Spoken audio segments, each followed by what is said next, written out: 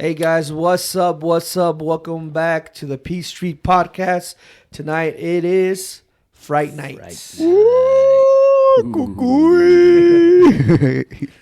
what's going on, guys? Gotta So get check ready. it out, man. Tonight we're gonna be talking about some urban legends that we found online. Also, some personal stories. Coming out of me, Yeah, that's right, Smokey. I am your co-host, Mr. Loa. I'm Smokey Lonjas. It's Pistol Pete. That's right. And we are the P Street Podcast. So I guess we'll start with some that we found online.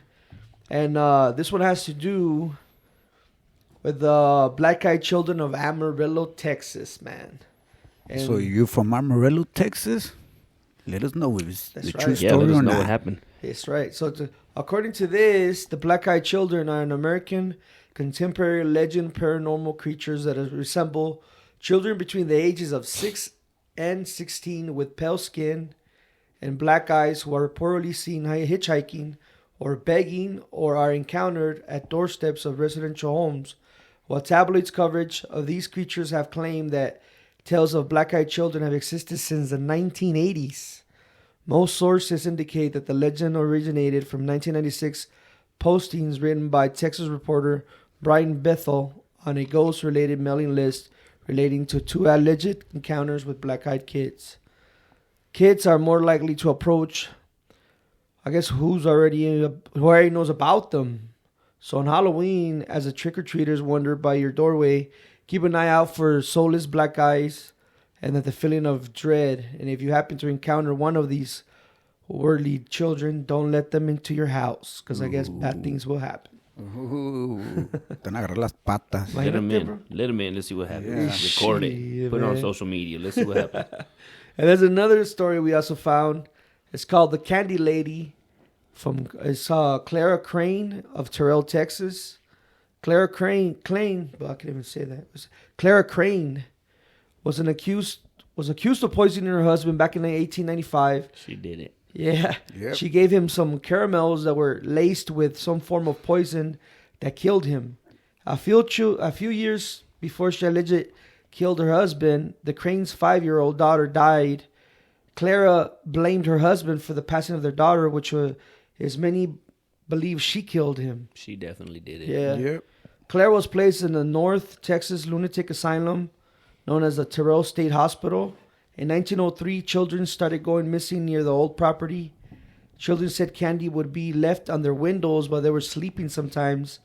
There would be notes of the wrappers around the candy. After several children started going missing, the townspeople believed it was Clara, the woman that killed her husband with poisoned candy, who was responsible for the disappearance.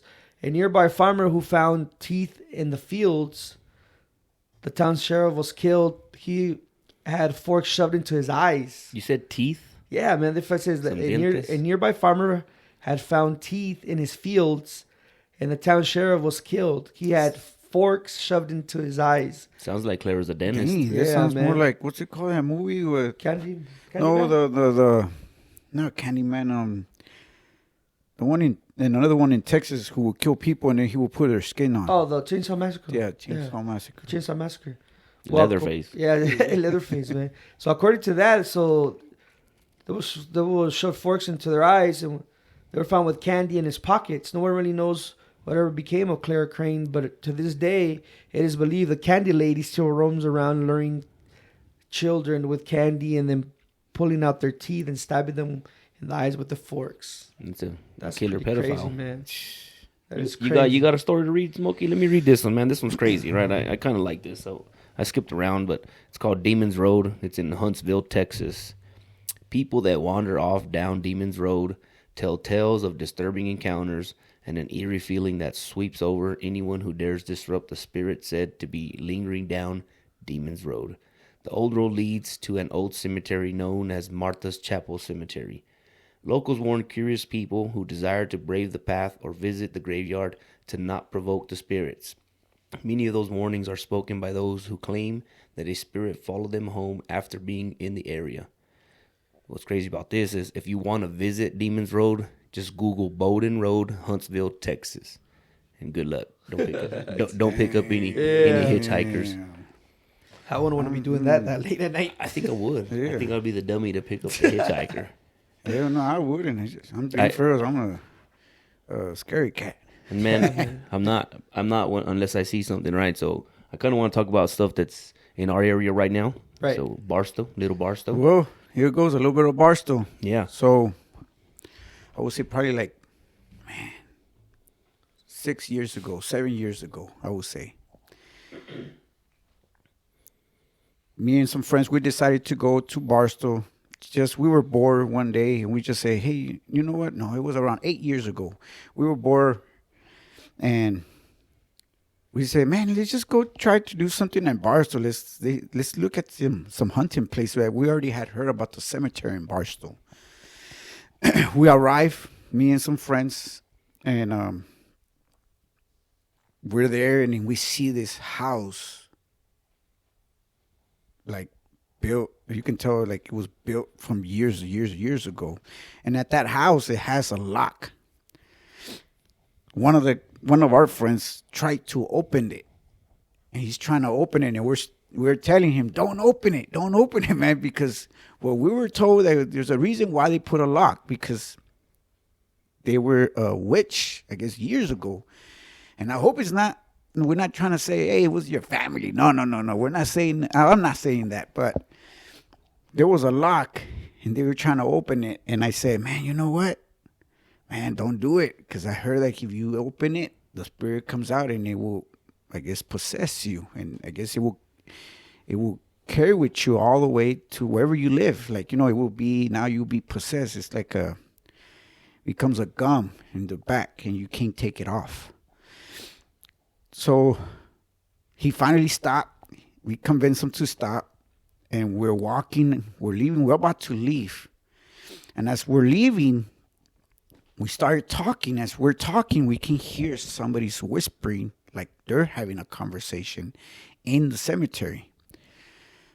And I'm like, hey, y'all hear that? And then we stay quiet so that we can hear it. And then you hear, like, they pause too as well, but we catch, like, the last second going, and then we stay quiet to see they're going to start talking again, or a spirit or anything. And then as we're just conversating again, we're getting ready to get inside the car. And as we're getting inside the car, we start hearing the voice again. And then say, hey, you hear that? Y'all hear that again? And then all of a sudden, like, we stop. We pause again so we can try to catch, and you'll catch like the last second, 2 seconds. But we cannot put the words what we're hearing. We're just hearing, because I guess they heard us. I guess the spirits or whatever was around heard us stop talking. So we say, you know what? Man, it's all in our head. I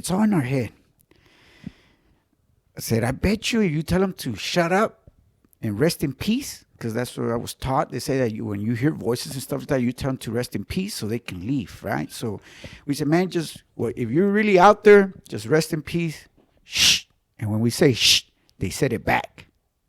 Whoa. No kidding. Like, I'm not kidding you. For real. Yes. We said shh, shh. We heard it back. And I'm like, damn. I said, like, look, do it again.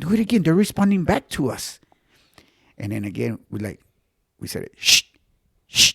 You hear back. Like, wow. There's no mountains. There's no rocks. There's nothing where you can say you can hear your own echoes, because they will bounce off of it. Right. There's nothing. It's just flat. The cemetery in Barstow is flat. We're like, man, you know what? Let's get out of here. So we're about to leave, okay? We open the door. It's me and my friend, and I open the door. And when I open the door, you hear, we all jump and get scared, and we turn on our phone. We turn what's down there. It's a rattlesnake ready to strike. Man, that spirit got you. Right there. We say, man, you don't play? Hell no. It's time to go. This time, the first thing you start thinking is like biblical stuff, like, how Adam and Eve got by a snake. They convert, demons can convert into snakes and stuff like that. And the first thing we say, hell no. We had to go around the truck, around the car, around the truck, and we just took off from there. Because as soon as we open the door so we can get in, you just see a rattlesnake ready to strike, and you just hear the rattle. From there, we're like, Man. Well, last week's Friday night, right? So I had a story of cruising through there and seeing a lady in white. Well, maybe that building really does have a witch in there, and somehow it was out roaming around, and that's what I saw when I was a little kid. yeah, no, I mean, if you have any history what that house meant, but it does has a lock. So Hey, Loa, Yeah. do we have something other than an email address? Do we have a Twitter account? Yeah, we have one on Messenger, man. It's Peach Street Podcast. We also have one. On Facebook Messenger. Yeah, Facebook Messenger. Right. We have a group. You request to be on there, and you guys can let us know some stories on there too, as well. Or we have an Instagram as well, Petrie Podcast, and Twitter. Already. Yeah. And it's all Peach Street Podcast Yeah, pretty much. on all of them. Pretty much. I think it might be easier for people to reach out on through social media instead of that email. Yeah, I mean that's what I was thinking too, man. I think on Facebook Messenger we probably Fast. a little Yeah. faster. You guys, you request to join, and with just any of three of us would just accept you to get on there, and it'd be a faster way, I guess. You guys can communicate with us if you wanted to.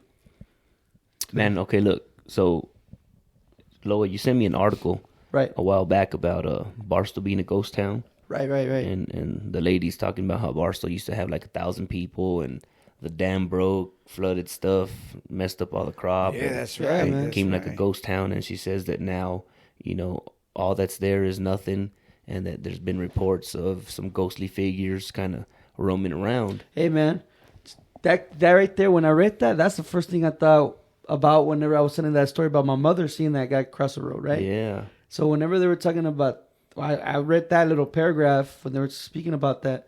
It blew my mind, bro. I was like, "What? Yeah. It's possible." That's wild. Yeah. Hey, okay. yes. So let me tell you one more. Now that I'm starting to remember things. So when I first got out of prison, I went to Standard Trucking, and it's three of us. We're doing a flow back in Menton for the Lindsay location. I don't know if y'all remember the Lindsay Yeah. location, mile marker 9. And as we're driving over there, I used to work nights, and people would say, "Hey, watch out, man," because years ago, in the 1800s, 1700s, I guess there was natives out here, and I guess they would kill Indians. Wow. Okay. Oh yeah. Well, yeah. There's, Yeah. that's right. And they built a location, the furthest location, closer to Pecos River. All of a sudden, you hear coyotes. Right? They're saying you hear the coyotes. And they say when you hear a coyote, that means something's roaming around. So I'm backing up this driver. This driver gets off the truck, and I see him. He paused. Okay? He paused, and he's looking at me, and I'm like, "What? Get over here, man. Get over here." And he's telling me, behind you. I look, and I don't see nobody behind me. I say, Where? Right there behind you. So he sees a shadow behind me trying to creep up to me through the back.